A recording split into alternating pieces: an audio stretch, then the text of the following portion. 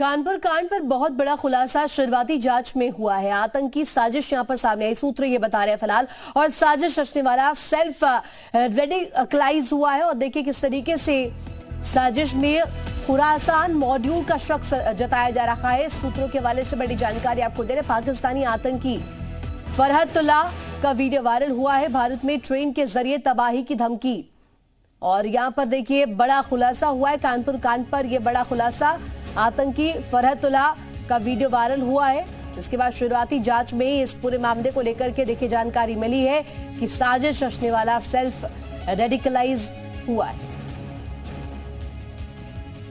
और अब आपको साजिश के ग्राउंड जीरो से रिपोर्ट दिखाते हैं और बताते हैं आखिर क्यों कानपुर में रेल हादसे की कोशिश की साजिश के लिए इसी जगह को चुना गया था। कानपुर में ट्रेन को डिरेल करने की साजिश के पीछे खुरासान मॉड्यूल के तमाम मेंबर्स के नाम आने के बाद अब कई जांचें आगे बढ़ गई हैं। हम आपको तस्वीरें दिखाते हैं कि आखिरकार यहाँ पर हादसा क्यों जो है प्लान किया गया था और कैसे ये पूरा हादसा प्लान किया गया था। तस्वीरें आप देख सकते हैं कि इस पूरे रेल पटरी पर आपको जो तस्वीरें दिखाई पड़ेंगी वो ये दिखाई पड़ेंगी, कहीं पर भी बीच में आपको जॉइंट यहाँ पर नहीं है दिखाई पड़ेगा। तो ऐसे में ये जो कड़े हैं जो रेल पटरी के ठीक बगल में लगे होते हैं, जिनसे मजबूती होती है, इनको भी नहीं खोला गया था, कहीं से भी कोई डिस्टर्ब नहीं किया गया था।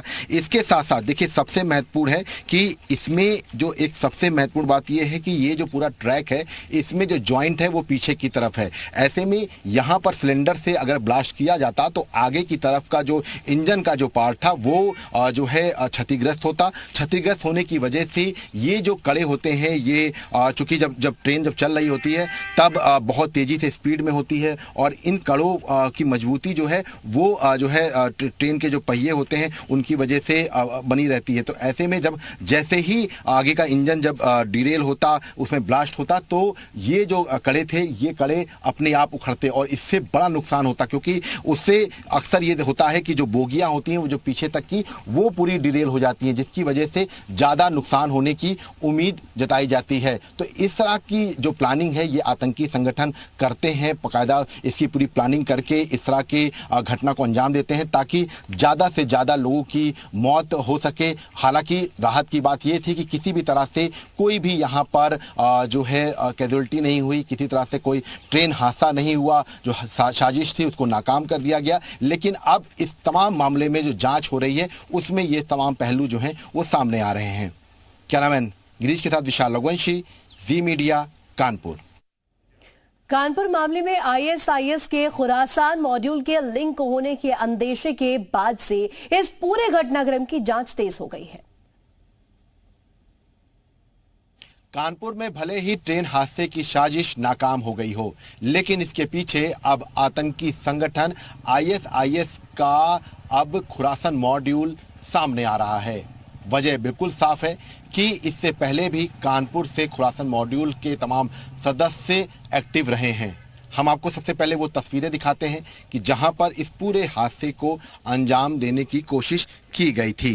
कानपुर में ये वही रेलवे ट्रैक है जहां से ट्रेन गुजर रही थी और जब सिलेंडर और बारूद जो है वो मौके से बरामद किया गया है। आप तस्वीरें देख सकते हैं कि ये क्राइम सीन है और क्राइम सीन के पास अगर आप पूरे गौर से देखेंगे तो यहाँ पर आप देख सकते हैं कि बिल्कुल ठीक रेलवे ट्रैक के बगल में ये सिलेंडर जो है ये यहाँ पे पाया गया था, जिसके बाद ये पूरे मामले को लेकर जांच जो है बढ़ी है। ऐसे में ये कहा जा सकता है कि अब इस पूरे मामले को लेकर आतंकी संगठन आईएसआईएस के खुरासान मॉड्यूल का नाम सामने आया है और इसीलिए अब तमाम जो जांच है वो इसी एंगल से अब गुजरती हुई नज़र आ रही है। ऐसे में कई ऐसे पहलू हैं जिन पर जो जांच एजेंसियां हैं वो जांच करेंगी, एनआईए, आईबी, इसके साथ साथ एटीएस, तमाम जो जांच एजेंसियां हैं वो अब इसी एंगल से जांच करती हुई नज़र आ रही हैं।